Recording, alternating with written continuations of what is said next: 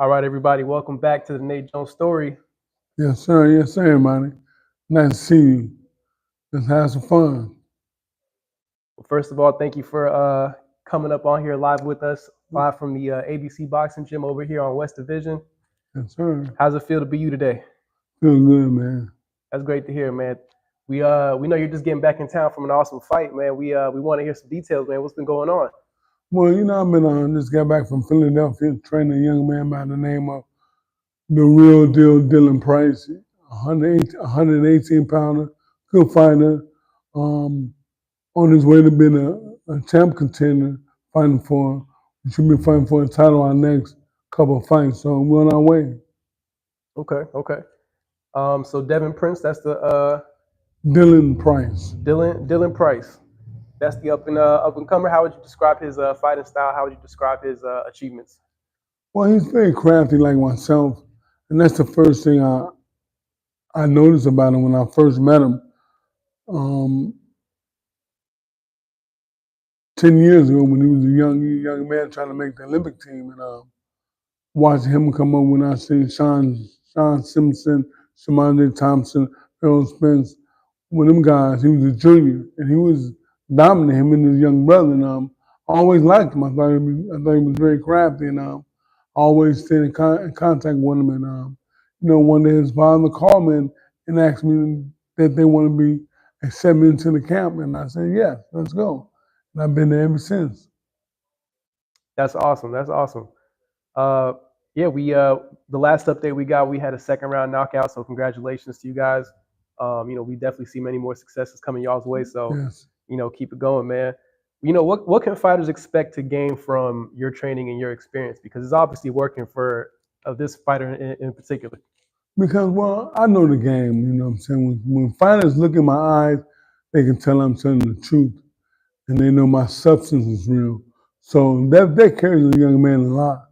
When you got someone tell you a story and it don't add up, but when you got someone that you know telling the truth and you know from their experience and they've been all over the game, you know they're telling the truth.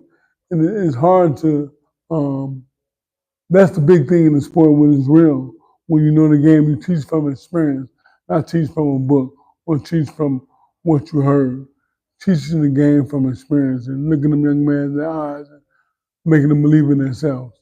That's what helps the most. Absolutely, absolutely. Speaking of experience and speaking of firsthand experience, we were just talking about your achievements at the Olympics, and we had actually had a fan that commented on your channel that was wondering what your favorite memory from the '96 Olympics was.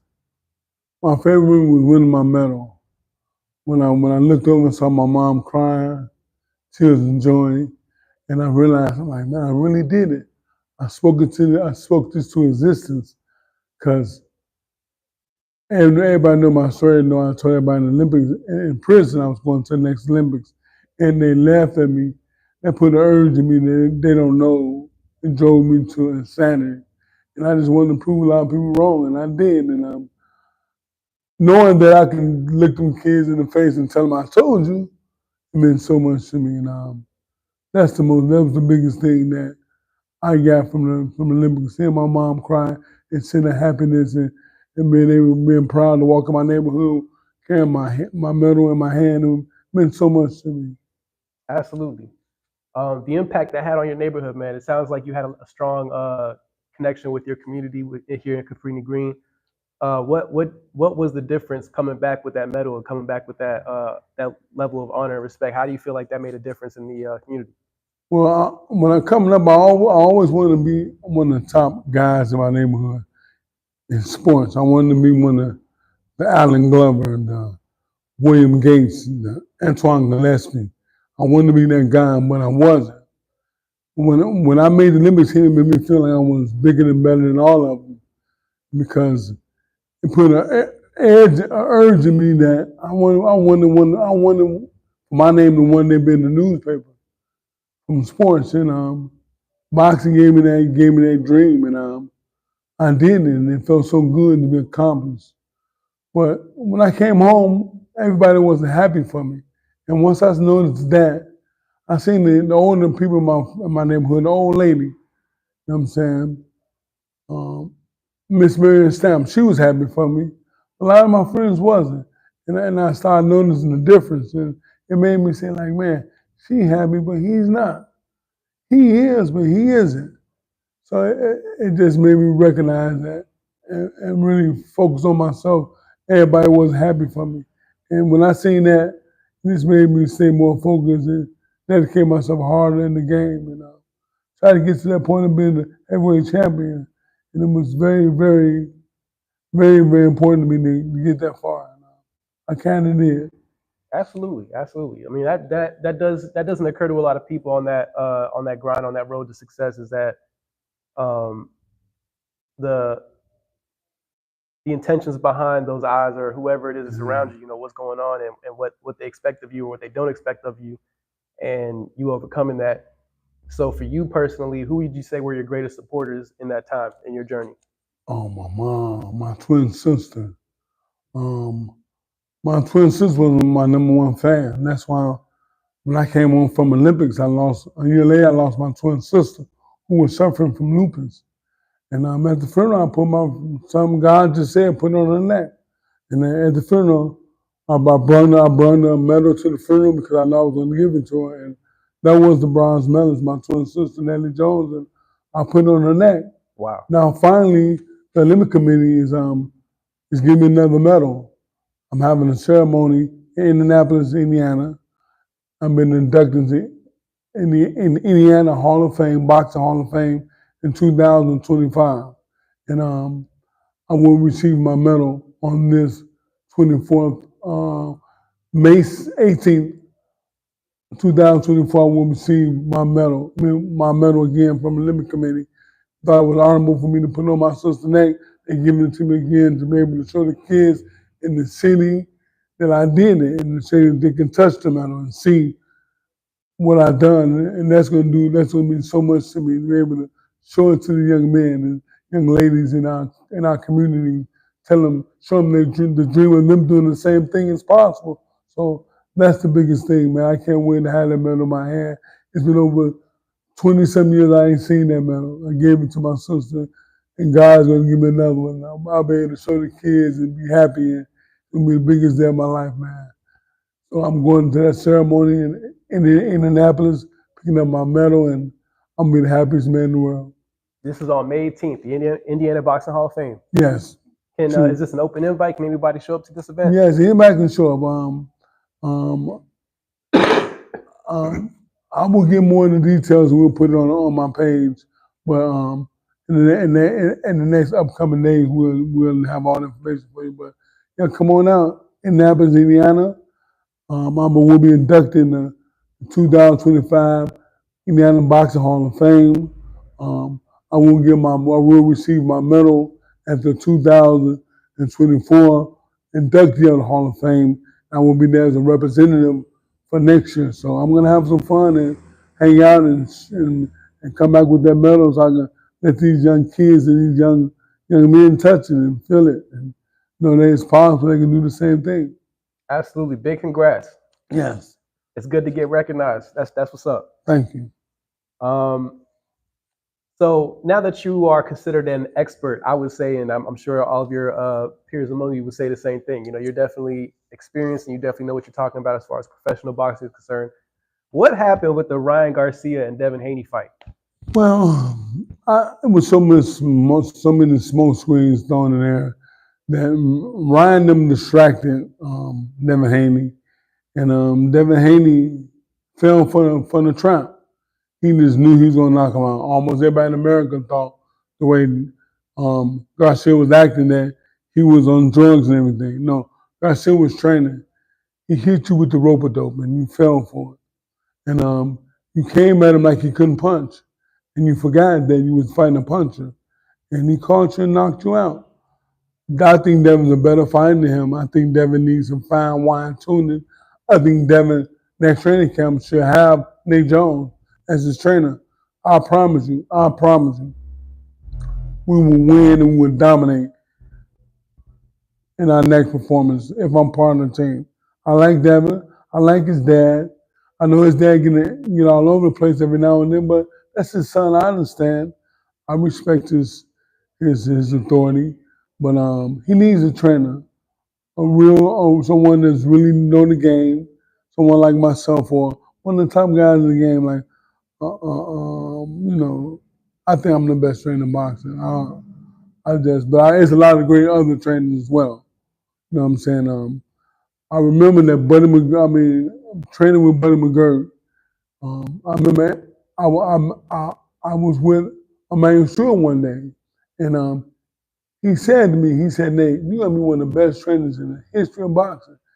And then when he said it to me, I didn't really hear him, but I asked my cousin that was with me, my little nephew that was with me. I said, did you hear what he just said? He said, yeah. He said, you'll be one of the best trainers in the history of boxing. Well, what made him say that? Then about it, a year later he died. But when the man Stewart said that to me, man, it's really, I'm like, man, that was crazy. Why would make him say something that clear and that great? And I was blessed to hear that from him. I feel like I'm one of the best in the game. A lot of people didn't get the chance to see me when I bring to the table. I know the game. That's all I know. I'm a master of this stuff. I got a master's degree in this boxing. I wasn't disciplined enough to be one of the greatest professional champions in the world. I made a lot of mistakes, but now I know and I'm very focused and showing the young men they can do it. And really going to be happy when I have a real champion. That's mine. And coming, getting it from the mud means so much to me. Absolutely. I noticed a lot of the reviews that Floyd made about the fight. You actually touched on yourself, you and Carcino, on the last episode of the Nate Jones interview, and just touching up on how there could be more finesse decision making and more clean decision making in that process. So that's something that definitely could be doubled back on by a former trainee that you had under you at one point. So it's good to see that you still got it and that you still have the idea of what it means to be the essence of what it means to be a good trainer. And speaking of predictions, you and Carcino also definitely did call out Bill Haney before all this happened. So that's definitely something y'all did get right on the show, was being able to touch on the fact that Bill could use more professional help or at least suggestions in that arena versus just worrying about being on the camera all over social media and all that.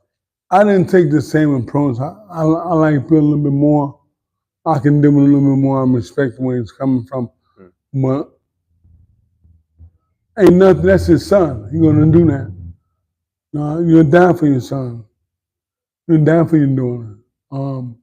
And his emotions is involved because that's his child. That's his seed. So I don't care what you say, he ain't gonna never get out the picture. But he needs someone that knows the game. Like, wow, me, Nate Jones. I will make Devin a bad guy, which he's already is. He just needs those small things that's gonna make a big difference. And it's gotta be someone with that type of it factor, like a Tom or a Nate Jones or someone like that. Someone that's been in the game, someone that knows the game, someone that's been hit with left hooks and right hand and been cutting fights and, had that experience. Because if you never did, you can't teach it. So now I'm not a big fan of trainers that never box.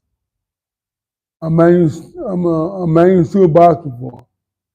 Enzo Dundee didn't, and I respect him. And I look at him as a great guy, a great champion, a great champion maker. But he never did. He never boxed.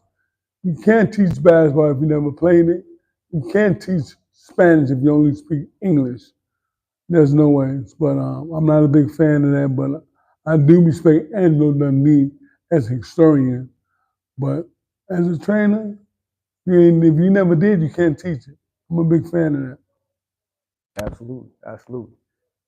Well, outside of the predictions and with what Floyd had to say about that, we also caught him in the news as of recently. Thankfully, we got a little bit more coverage from Rick Glazer, Gervonta, and Tank Davis saying that he maybe be being held by authorities in Dubai for unpaid debts.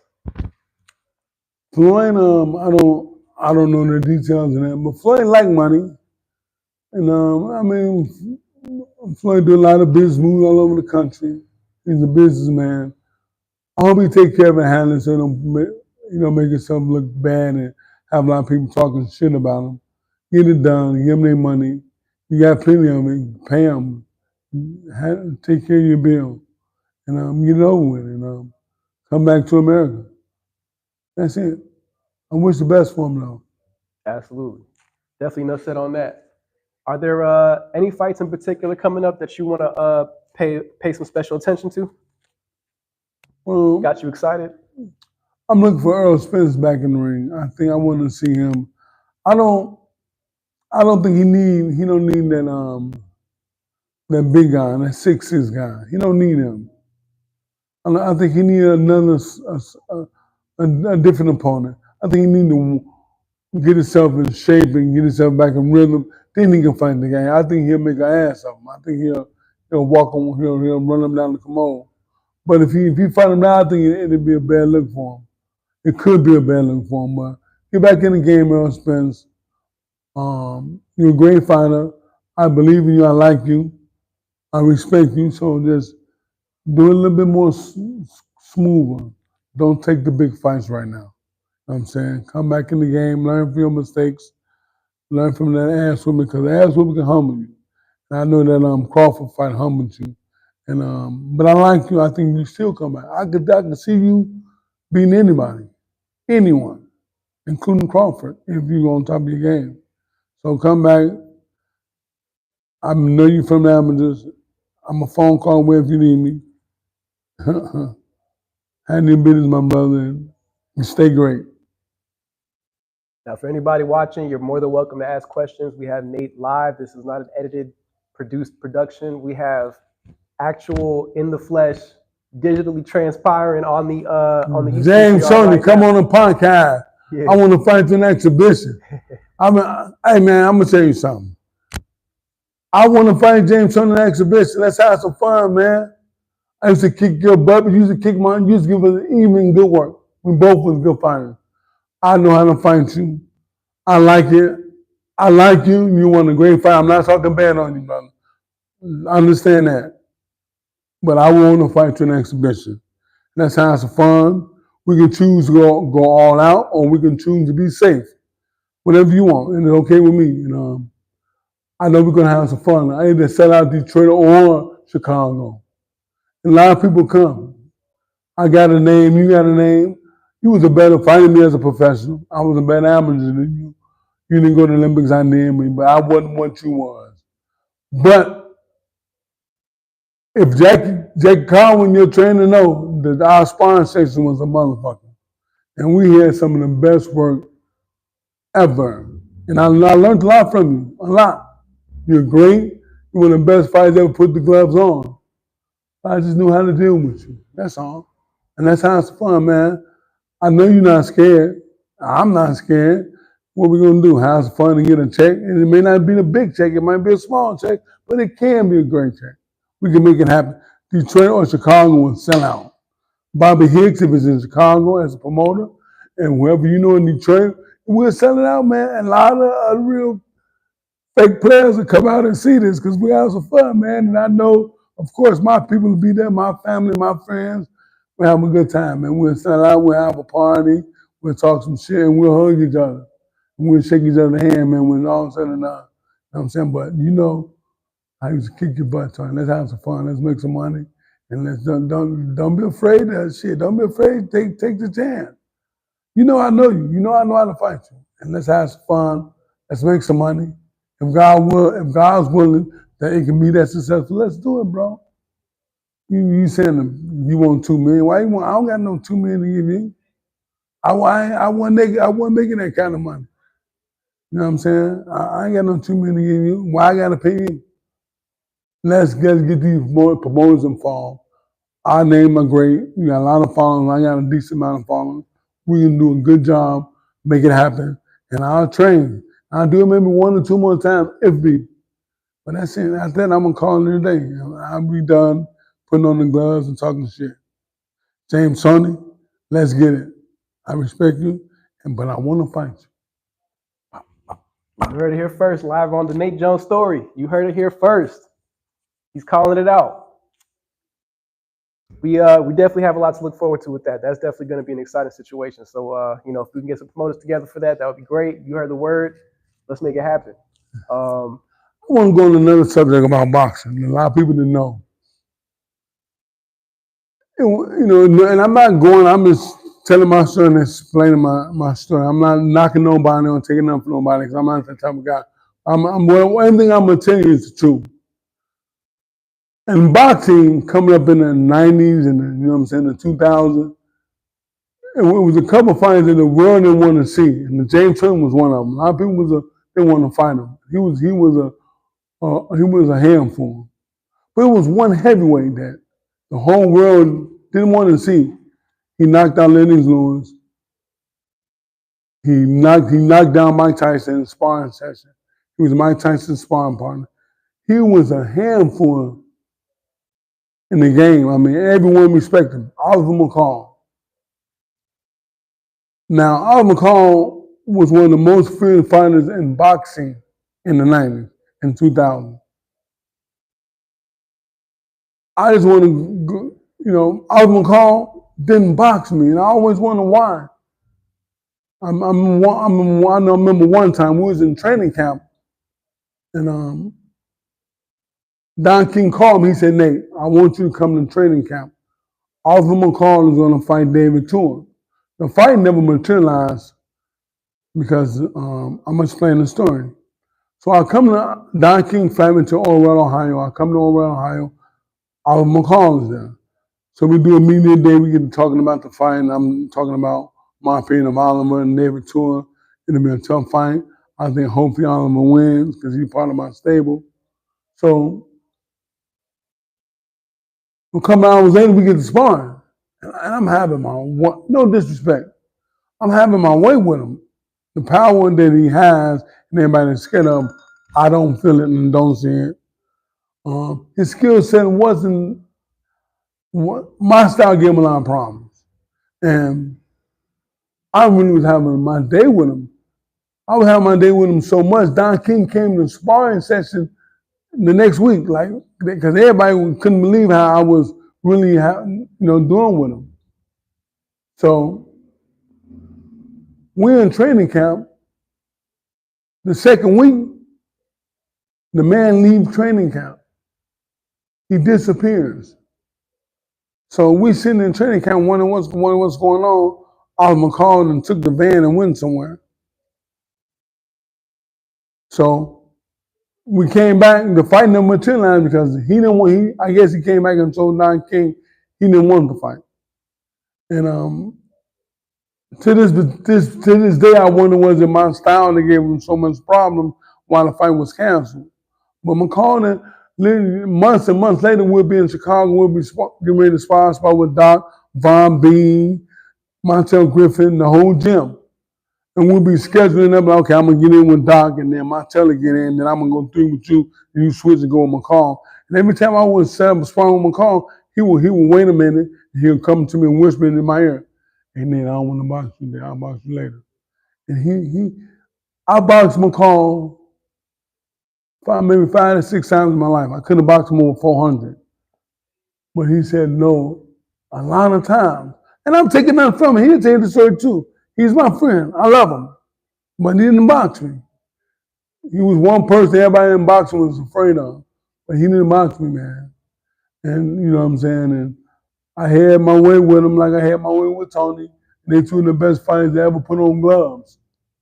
And I was something different too. McCall we'd be in the ring sparring, and McCall would just jump up and down, like, "God damn, you strong, man, you're strong, goddamn." I'm like, "What are you scaring me for, bro? Like, what are you jumping out of the ring in the middle of the sparring, and you just tell me how strong I was?" He would just scream at me like, "God damn, you strong, man. I ain't never seen nobody like you. Strong as fuck." And he didn't like boxing me. And I know I'm strong and crafty. And that's a cold mix if you know how to do it. You got to put it together. A lot of people to know, I'm not a big guy, but I am gorilla strong. Strong. Out of this world. Really, really. That was my best asset that the world didn't know. They thought he's short, crafty, slick, but I'm strong. And I believed in myself. And I carried it a long way. But I just want to share that story with everyone. Taking up from a call, great fighter, but he only boxed me 6 times and he told me no over 200. And I wonder why, but, you know, I guess I was a decent fighter. But he didn't like boxing me.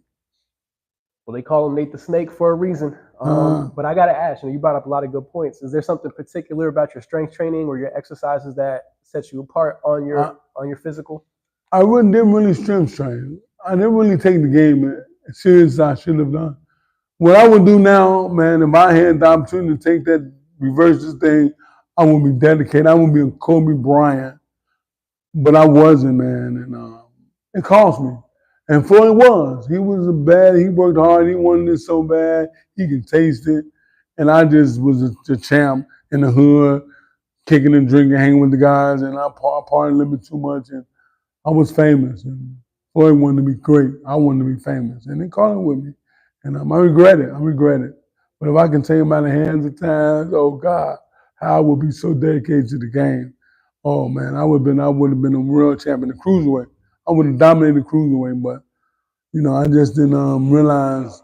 I didn't realize the situation I was doing, the situation that was in front of me. I really could have been something special, but I messed that up. Yeah, that's surprising to hear. So you would say you were operating off of raw talent through your career? Of course, wrong talent. Physically strong. Never strength trained. Never did push up. Never did sit up. It was just me coming to the gym, talking shit, being an asshole. I might used to come to the gym every day and just get on everybody's nerve. But it was fun talking shit. I talk shit 24/7. I would fuck with Doc every time I saw him. Doc, my friend now. We're good friends, good buddies. We was rivals, but now we're older. We both in our 50s. We cool now, so it ain't no big old thing. But I used to get on that man's nerve, man. I swear I was a headache. He didn't like me, but I ain't like him neither. So, but we best friends now. So were you purposely playing mind games? Is that a part of your strategy? Is the mental? Of course. The mental? I remember I had a sparring partner and we used to training camp in Orwell, Ohio. 3 a.m, I would knock on this man's door like nonstop. Knock, knock, knock, knock, knock, knock, knock, knock, knock, knock. We never stop. 3 a.m, when he comes to the door at 3 a.m, I would say, you know what, that's okay. And I'll go. He hated me. I just got this nerve every day. Every day. We'll be at the cafeteria. He would sit at a certain table, he would eat his food, and he would go get some more. By the time he came in the back to get some more, I'd be sitting in the seat. Oh man. I was a fucking nut, bro. I'd be sitting in the seat, man. He'd be like, Nate, would you leave me alone, Nate?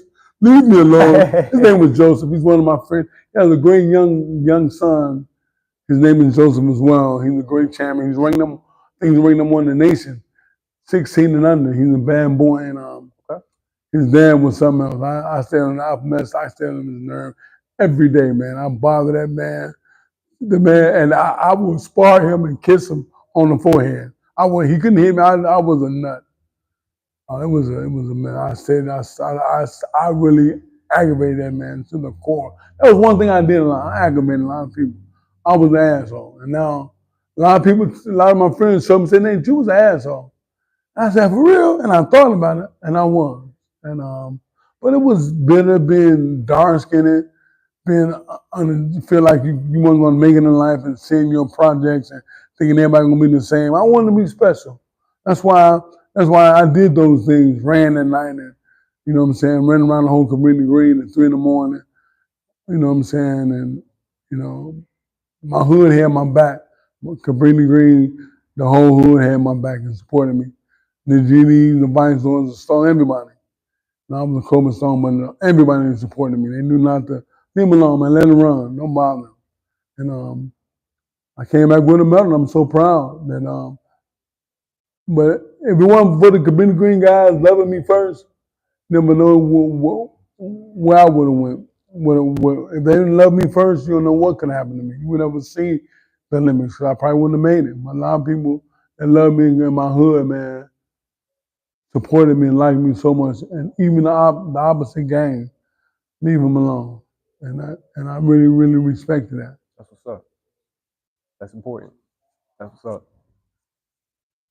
Man, well, I mean, it's I definitely got you over there crying from laughing. hell yeah, that was hilarious. That was, I'm not gonna lie, because it's everything's mental. So it's, even with sports, like I already know, like I've seen a lot, even with boxing, I've seen a lot of funny stuff. You mentioned kissing on the forehead, but I've seen a lot of fighters, at their their weigh-ins and all that. They do a lot of funny. Oh yeah, yeah, it's hilarious. We even talk about the Devin Haney and Ryan Garcia fight. Like, I think after the fight, he kind of came out and was like saying everybody's kind of looking at like, was he pretending to be crazy, or was he doing that to throw people off? That was a mastermind move. Floyd told him that. He was a mastermind. Floyd played more mind games than anybody in the world. Floyd is a mastermind. When you're dealing with Floyd, man, you're not dealing with his eyes, dealing with his feet. Floyd is something not to deal with, bro. I ain't gonna lie, man. He's the most difficult fighter I've ever been in the ring with. He is something else. He takes the angles like he's great, and he's evil in his own way, and he brings out in his boxing, he brings out in his everyday living. But he got his ways when he's a great guy. He got his evilness about him. You know what I'm saying, man? And he, like Michael Jordan, they got that switch, that evil switch, and it comes on.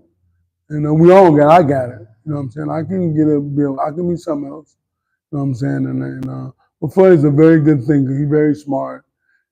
His brain is why he's great. That's why he's going to be everybody else. When you find Floyd, you don't know he controls you, have you doing this. You're like, what the, I'm looking up and down, bang. He's been shot. Have you doing it again? That's something. He just, it's something else.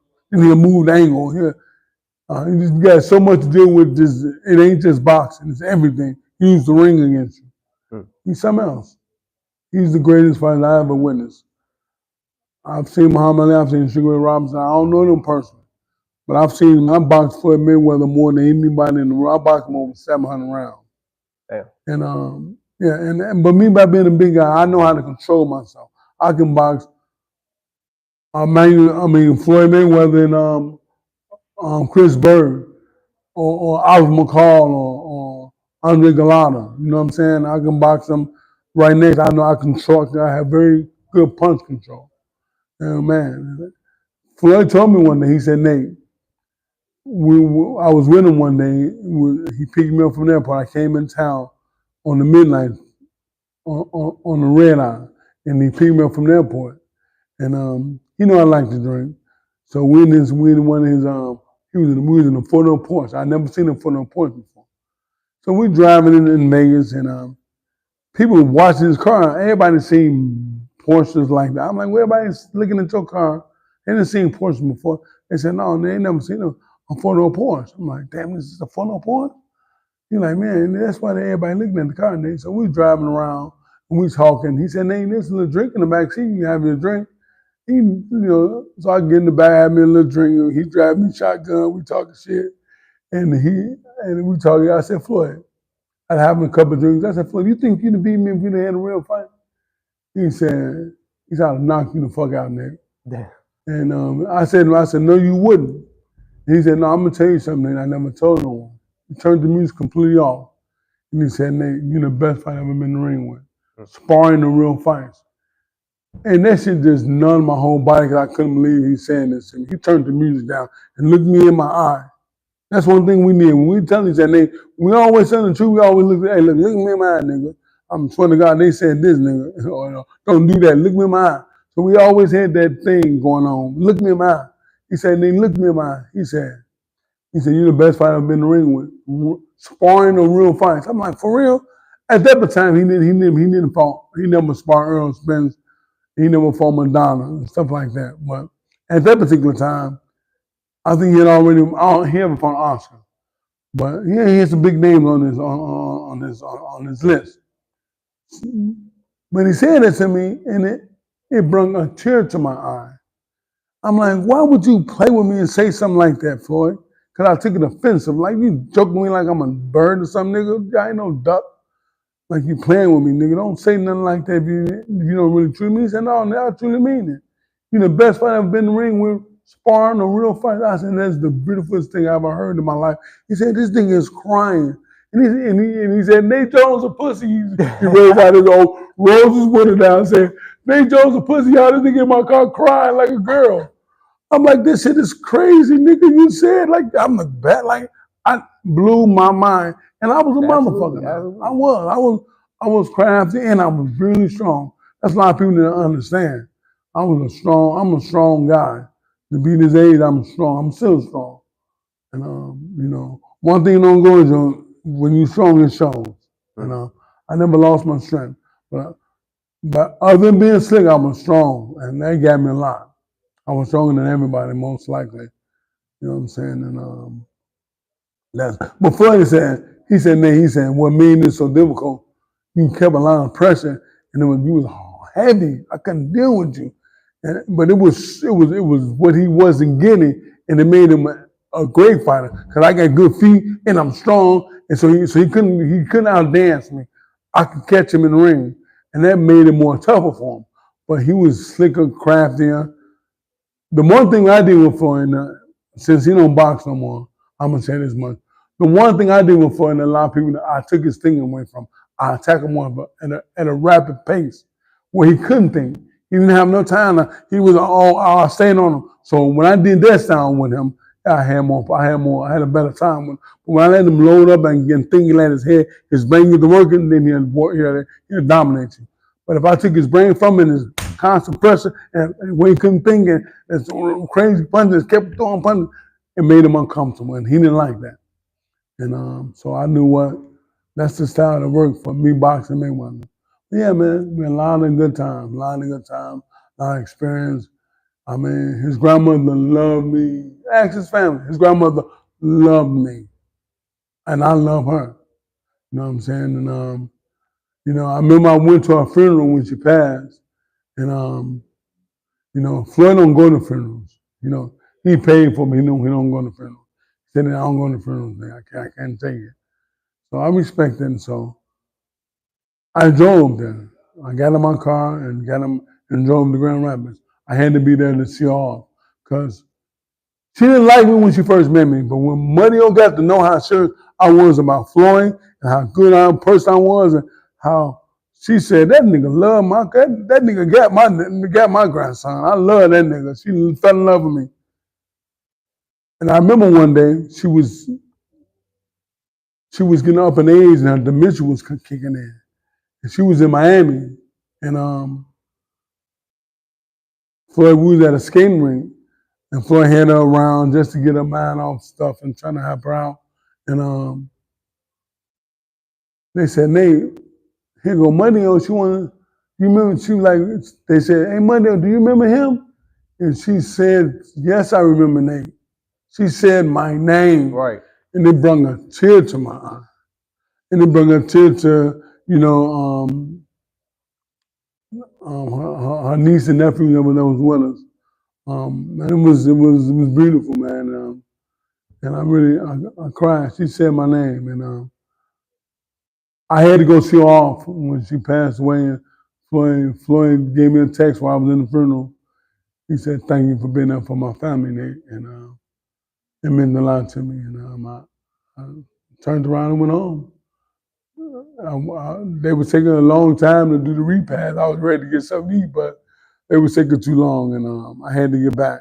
And I stopped off at my favorite restaurant, Popeyes. Hey. Had to pick up all the A-piece you dig for the road, and I went on back home. But yeah, I went to see off, and it meant so much to me. I just wanted to, being there to represent myself and my family and represent Floyd because I know he don't do funerals. And it meant a lot to me, a whole lot. That's what's up. It makes sense that y'all have more of a, outside the professional bond, y'all had a familial bond too. So that's what's up, man. It's definitely good to have that. And for him to keep it real with you like that and tell you, you're the best. That's deep. I don't lie. One thing about me, I don't lie. I'm brutally honest. Absolutely. He'll commit to it. He'll tell the truth. I don't lie, bro. Absolutely. Yeah, 100%. I definitely have one more question for you. And in the meantime, while I'm asking this question, if anybody on the live would like to ask Nate a question, feel free to do it. Now's the time. We got him live in the studio right now, so feel free. Let's But go. I was surprised to see Mike Tyson get back in the ring. So with you being a heavyweight champion yourself, how did you anticipate that fight going with? I think it's Jake Paul, and with that being the case, is that somebody you could see yourself fighting? In your prime or Well, even Mike, now? Mike is different. Mike don't have no cut-off switch. We're close in height. I will have to. If that was to happen, I would need 9 months because I would have to get my mental right, and then it'd be dangerous. Yeah, I need more time for that one, but he will be something. How would I find him? I don't know yet. I don't know yet. I never. We're similar in height, so I will have to find a way to find him. I think I will have. I don't know. That'll be dangerous, but I'll take the challenge. But I need 9 months. That's I what's up. need 9 months, or I couldn't do it. Yeah, that's more than fair. That's more than fair. Yeah. I definitely remember, studying your older fight videos on YouTube. Um, you know, you handle opponents even if they even seemingly bigger than you in the ring. You handle them. Your weight class doesn't necessarily match your fighting style because you are a lot quicker with the way you. And I see why they call you the snake because you do strike. You have very agile movements, very Yeah. calculated and very swift movements for Yeah. somebody who's in that class. And that's one thing if you're going to be in that class. Yeah. Speed is definitely going to be your friend in that class, and that's something that you definitely can take an approach on. If you're keeping up with somebody like Floyd, and that's Oh, that's definitely going to be an advantage on your end. But just being able to take the stuff that you would put in your training with other fighters, giving that to yourself, I'm sure will be skyrocketing you to a whole other dimension, man. So well, I almost cried. I knew that by me not being a bigger man, I knew that um, a lot of odds was against me. So I knew that my speed and my aggression would mean a lot because you take the length away from someone by fighting them in the rapid speed. So if you're taller than me, if I attack you in a rapid pace, I kill the inches at a quicker pace, and it makes you fight me more. And I think my fight is bigger than your size. I'm gonna fight you and make it a dog fight. And once I did that and got him closer, fight me inside, it made him uncomfortable. I dominated, and I took the height from my fight him in a quicker pace. I attacked him rapidly, fast round. First round, I come at him, just fighting him, very intense, and I killed the distance quick, and I let them know it's gonna be a long night or a short evening. Take a pick, and they fought hard, and you know, I had that short man complex, and I just really wanted to be better than everybody, and I really didn't, I really didn't have, I wasn't, I always say a prayer to God. All right, God, don't let nobody hurt me, and that was my favorite prayer. Don't let nobody hurt me, and I just go right at it. You said you got me right. I have to go do what you said do. Go ahead and keep coming. Don't stop it. All right, God, don't let nobody hurt me, God. That's my favorite word. that's real. We definitely got to quote you on that. My fight is bigger than but my fight is bigger than their size. That's definitely a quote. 100%. And yeah, man, all over the world, man. I'm so happy that I've been to England, Ukraine, Russia, Dubai, everywhere, man, through boxing and traveling and seeing different parts of the world, Mexico, and man, I've been blessed, and I got a lot to say in this game. I want to be able to give it to the world and hopefully train some of these significant fighters, man. A lot of people thought I was locked into Floyd Mayweather. Well, Floyd's doing different things. Now I'm doing my thing. I'm the Nate Jones Foundation. And, I'm just showing the world I'm a great trainer. I'm a great person. And I really, really love the sport. And that's all I know. And, I love to teach it and love to make people great. And I'm going to be here till the day the man come get me. And I don't think there's going to be no time soon. He said, I'm going to be here for a minute. I'm going to say 100. Oh. I mean, let it be. You did. Let's go. Well, that was an awesome interview, man. Thank you for your time and thank you for your questions, your answers, your suggestions. Is there any last things you want to say before we cut off? Follow my Instagram, 96 Nate Jones. my Facebook, and my Nate Jones story, everybody. I appreciate your support. It helps me out a lot with the gym. It helps the gym out, help me with my finances. It's getting everybody known and recognized as up and coming champion. And that's what I'm trying to do and make the world a better place. You did. Perfect. All right, Nate Jones is out. Thank you. Oh man, Joseph Bailey, salute Nate Jones. We thank you for tuning in, Joseph. I want to fight you, Joseph. Let's fight. You know, I used to take care of that BIC. You don't want nothing at work no more. Let's get it, bro. Joseph, appreciate you. That's a word.